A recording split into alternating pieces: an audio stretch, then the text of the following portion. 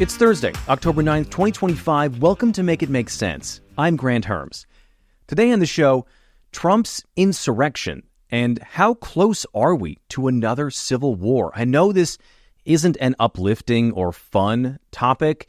Not that anything really in the news lately has been, but the administration is having serious conversations about using what's called the Insurrection Act, a law from just after the Revolutionary War that allows the president to use the military against U.S. citizens.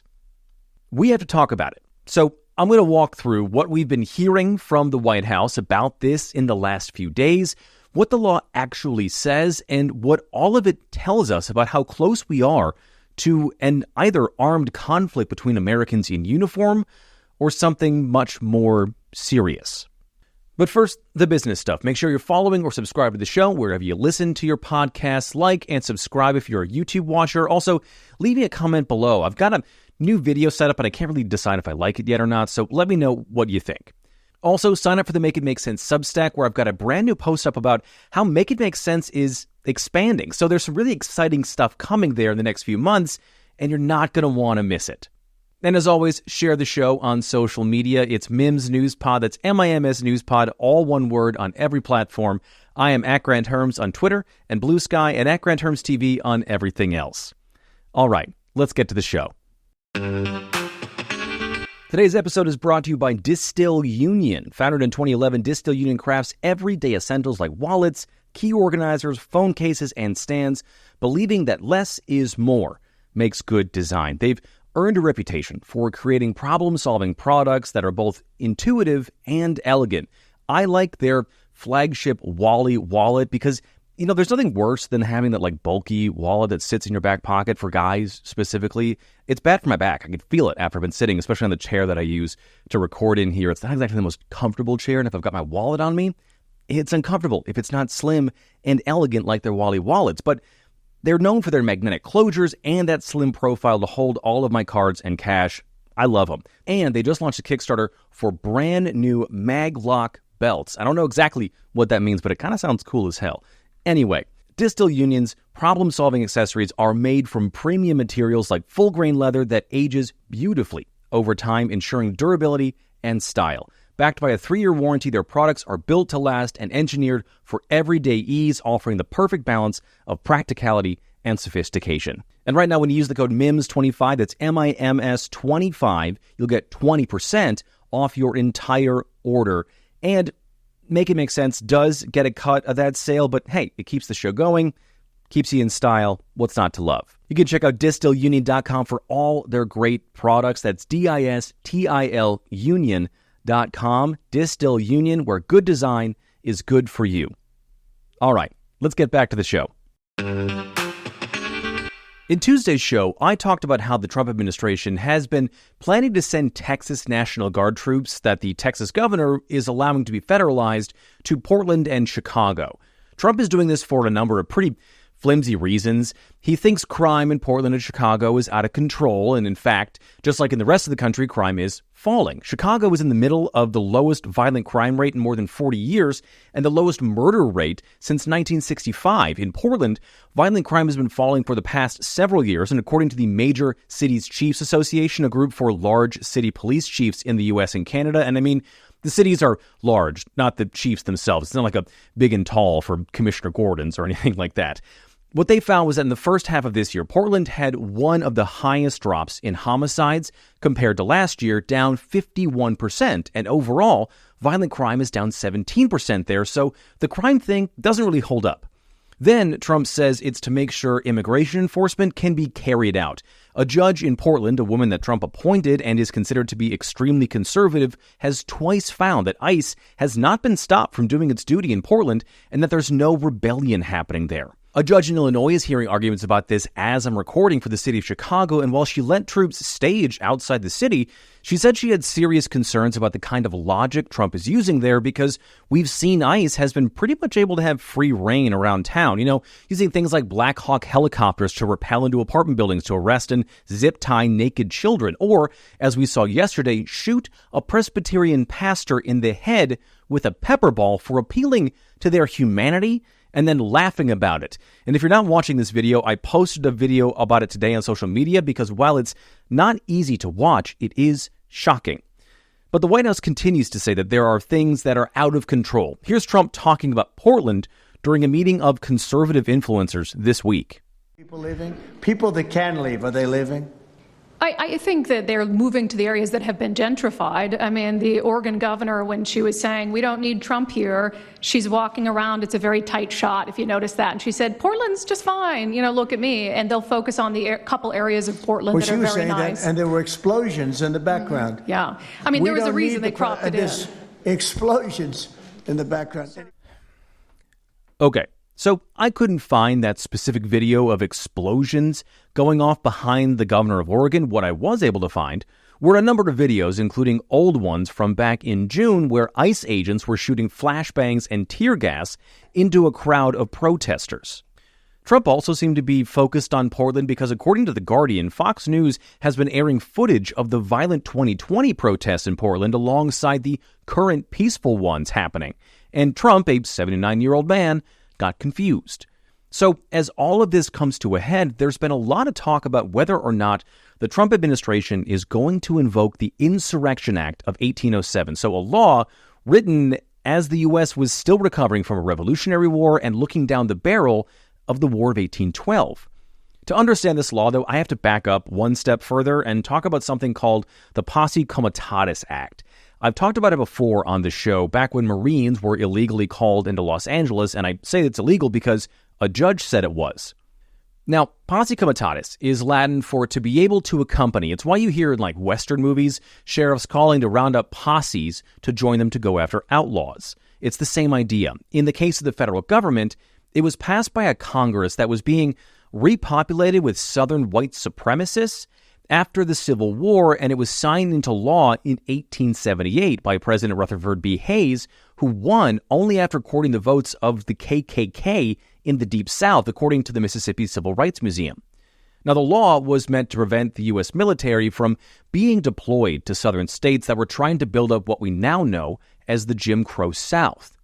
Now, since then, Posse Comitatus has largely been used to prevent a president from using the military as law enforcement against Americans, including a federalized National Guard, just like we're seeing in Chicago.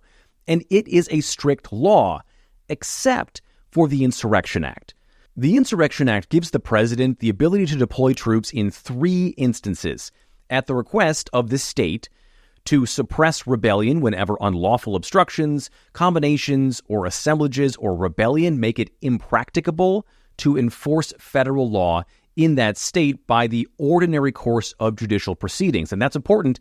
We're going to talk about that in a second.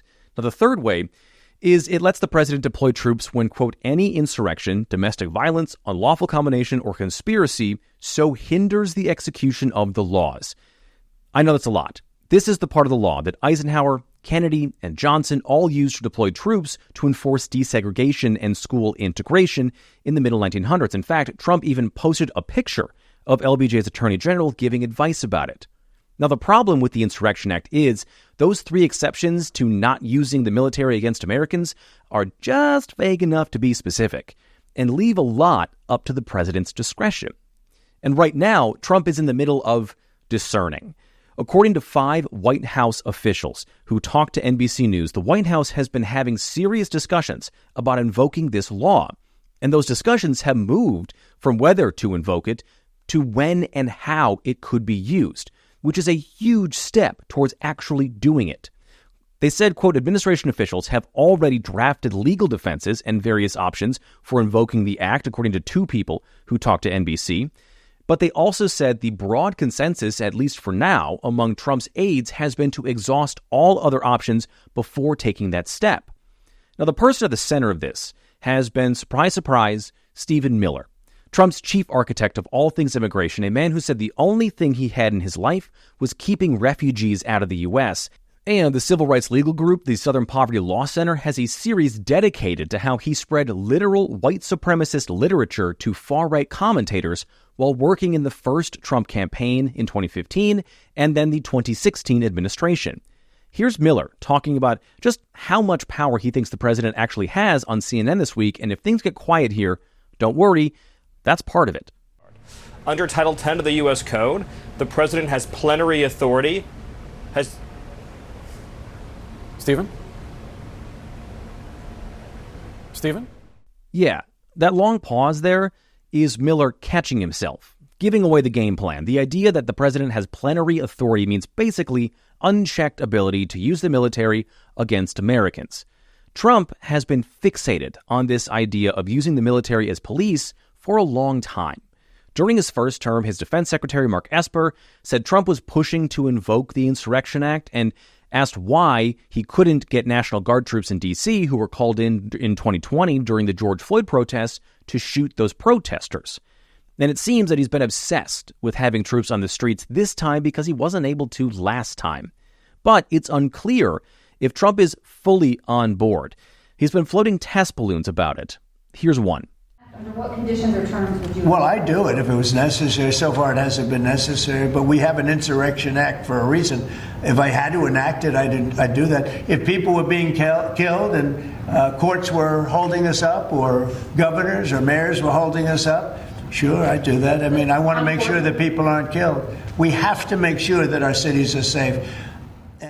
So first, this is how Trump talks. He always waffles back and forth when he's testing out an idea because he's trying to gauge reaction. Second, you see how quickly things there went from it's an insurrection if people are being killed to if we get court rulings we don't like or if elected leaders are holding us up. Sure, then I'd do it. Those things are very far apart, and it does circle back to the idea that is actually an explicit one in the Insurrection Act, that the president can invoke it only if courts can't uphold the law out of chaos, not out of their regular job, which is to rule on whether something is legal or illegal.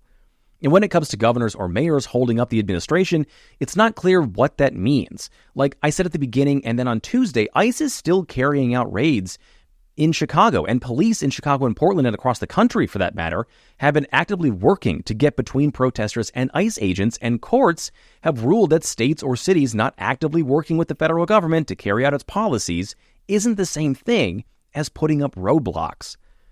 But then Trump said this during an interview on the far-right outlet Newsmax. The Insurrection Act, is that going to be formally invoked? Is that a way to kind of get around all this opposition? Well, it is a way to get around it. If we don't have to use it, I wouldn't use it.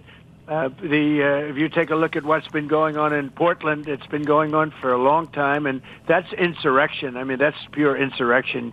And then you have the things that the host and Trump are trying to get around there are two pretty basic foundations of the United States: the power of the courts to interpret the law under the Constitution, or, the rule of law, and the power of the states to control what happens within their own borders.